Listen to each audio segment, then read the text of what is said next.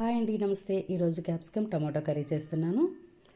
ఇది రొట్టెలు, చపాతీ, రైస్లోకి చాలా బాగుంటుంది. ఇక్కడ అరకిలో క్యాప్సికమ్ తీసుకుని శుభ్రంగా కడిగి చిన్న ముక్కలుగా కట్ చేసుకున్నాను. స్టవ్ మీద కడాయి పెట్టి ఒక గరిటె నూనె వేసి వేడెక్కిన తర్వాత జీలకర్ర, ఆవాలు, ఎండుమిర్చి, ఉల్లిపాయ ముక్కలు, కరివేపాకు వేసి బాగా వేగనివ్వాలి.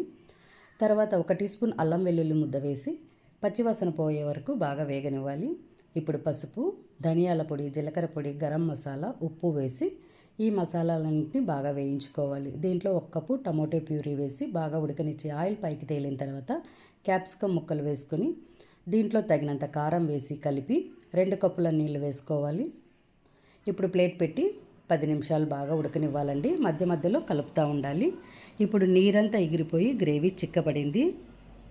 ఇప్పుడు క్యాప్సికమ్ కూడా బాగా ఉడికిపోయింది. చివరిలో కరివేపాకు, కొత్తిమీర వేసి దించేసుకోవాలి. అంతే అండి, చాలా టేస్టీగా ఉండే క్యాప్సికమ్ టమాటో కర్రీ రెడీ అయిపోయింది.